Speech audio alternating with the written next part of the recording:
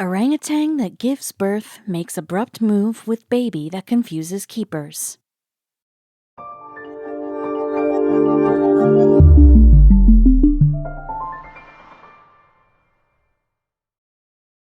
But before we start, please make sure to subscribe to m&rtv and hit the bell so you never miss any upload from us.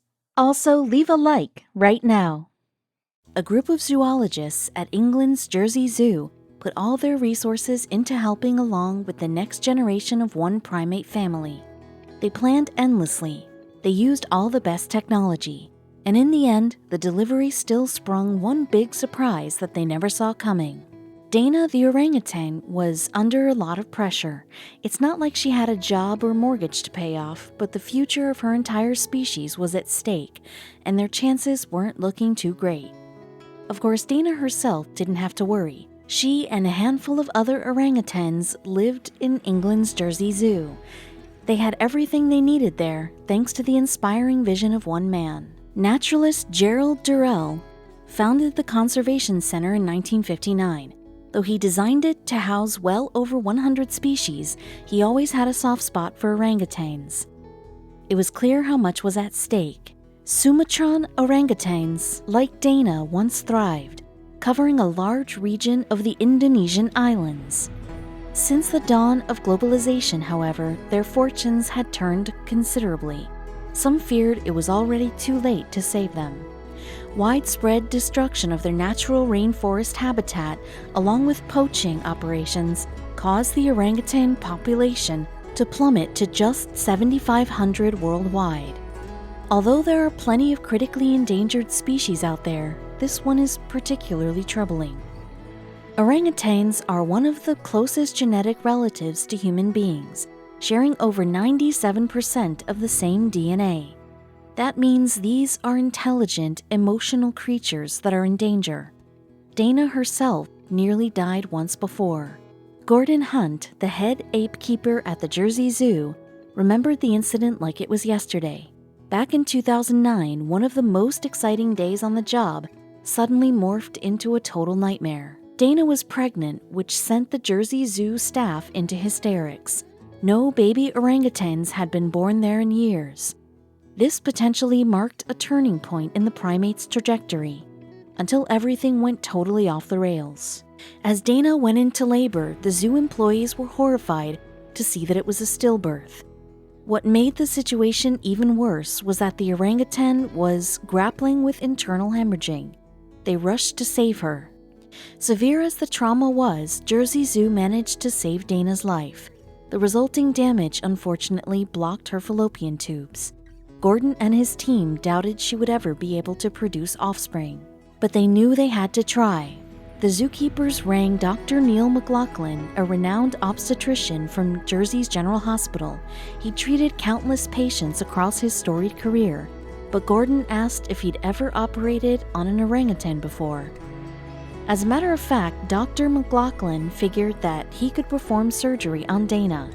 Her internal organs were nearly identical to those of a human, meaning that the procedure would involve all the same steps. They could only hope it reversed Dana's infertility. The gambling eventually paid off. By early 2013, Dana mated and began showing signs of pregnancy, proving that Dr. McLaughlin's operation was a success.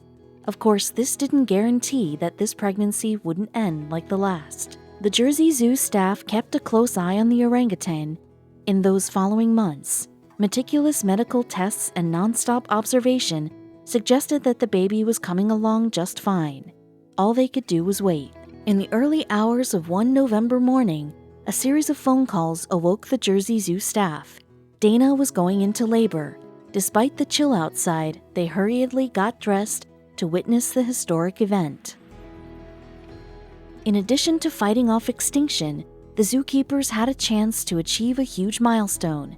No orangutan birth was ever recorded before, so they planned to covertly film the entire delivery, Jane Goodall style. It was fortunate Gordon's team got the camera in place because the entire thing happened remarkably fast. They gasped as the baby primate simply popped out, and Dana attentively cleaned him off. However, she did something unexpected next. The mama orangutan turned directly toward the zookeepers. They froze. Was she threatened that they'd all watch such a vulnerable moment? They barely held their nerve as Dana rushed over toward the glass barrier to confront them. But Gordon soon realized that Dana wasn't angry at all. She was overjoyed and wanted to show her newborn son to her friends. They named him Kia Jabin, which translated to miracle in Indonesian. Kia Jabin's birth alone wouldn't bring orangutans back from the brink, but he represented an important step in the right direction. The zookeepers' heroics made it all possible, though not every risk they've taken has paid off. In October 2016, police contacted the BKSDA Nature Conservation Agency in Indonesia about the capture of a wild animal. It seemed that local villagers had found an orangutan and secured it to a tree, so a team from the BKSDA, the Center for Orangutan Protection's Ape Crusaders, and the Orangutan Foundation went to investigate. Unsurprisingly, when rescuers arrived on the scene in central Kalimantan, they found the orangutan, which they named Rawit, in a bad way. In fact, the ropes used to tie her were so tight that they had cut off circulation to her limbs. Her hands and feet were also unnaturally swollen. Furthermore, images of the incident showed 5-year-old Rawit looking extremely withdrawn. Indeed, her almost human-like expression portrayed a sense of great despair. The BKSDA team suspected that she may have been stolen from the wild with the purpose of selling her on the illegal pet trade. According to the Orangutan Foundation, an oil palm forest and human settlements surrounded the young female's natural habitat. In fact, the expanse of palm oil forests is one of the greatest threats to orangutan populations. While the product is Indonesia's third largest export, it is estimated that the growth of this industry has contributed to an 80% loss of orangutan habitat in the last 2 decades. However, palm oil isn't the only threat orangutans face. Deforestation and hunting are also responsible for the decline of orangutan populations, as is the illegal pet trade.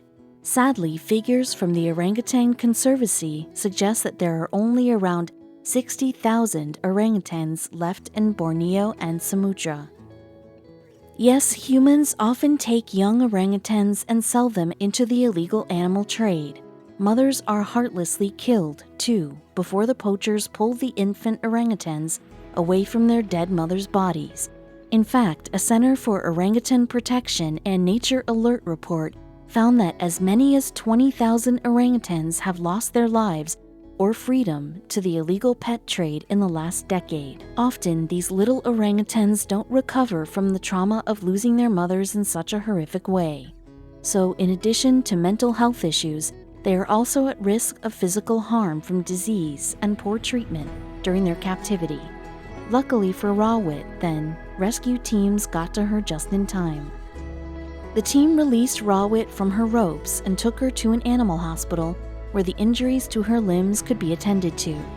Then, after a few days, the ape began to rebuild her strength. Staff constantly monitored her health, too, so that the best next step could be decided. After a while, the foundation determined that Rawit was well enough to join its soft release program. This allows the animals to get used to their new habitat before being released for real. Hence, staff took Rawit to the Lamandau Wildlife Reserve, where they'd watch over her until she could be fully released. The Lamandau River Wildlife Reserve is home to a number of release sites and patrol posts to ensure orangutans remain safe following their release. The reserve also has a 1,600-foot buffer zone between its forest and the surrounding palm oil forest. Therefore, it's an adequate space from which to release rehabilitated wildlife. So 2 weeks after her initial rescue, Rawit was cleared to be freed. Indeed, incredible footage of Rawit's release showed how a boat took the orangutan to the ideal location. Once there, staff wheeled the caged animal deep into the forest foliage to the release area. It was then that the dedicated team opened up Rawit's cage to allow her to get used to her new environment in her own time. Luckily for her, an older female took the youngster under her wing. Interestingly, the Orangutan Foundation had previously reintroduced this older female into the wildlife reserve. So under the guidance of the more experienced female, Rawit soon assimilated back into forest life. In a video posted to YouTube, the primate scales trees and feasts on bananas, just like nature intended. Wildlife photographer Ian Woods wrote a blog post about the experience. In it, he said, "Today, I've been working with the veterinary team of the Orangutan Foundation UK, who have successfully released another orangutan into Lamandau Wildlife Reserve in Borneo. This area of forest has been a release site for some years now, with hundreds of orangutans rehabilitated there. The way the older female orangutan in the video comes to help her when she's finally released was so touching. She will now be monitored by field staff to check that she is thriving in her newfound freedom." Woods added, "Through YouTube and Facebook, the Orangutan Foundation has been spreading Rawit's story to increase awareness of the plight of these majestic creatures. And it seems Rawit's story has touched a nerve with many animal lovers." "This is disgusting. Why do some people treat wildlife like this?" wrote one Facebook user. "Makes me very unhappy. Animals are meant to be free in the wild, just like we have the choice to be free," the post continued. "When we learn to take care of the environment and to respect animals, we are an evolved species," read another Facebook comment. "Until then, we will continue to be a plague destroyer." So while no animal should have to endure the things Rawit went through, it is hoped that her story will raise awareness around the threats facing the orangutan population. Indeed, through education and compassion, hopefully more apes can be freed to live in the wild as nature intended. Only then will future generations of orangutans be safe from human harm.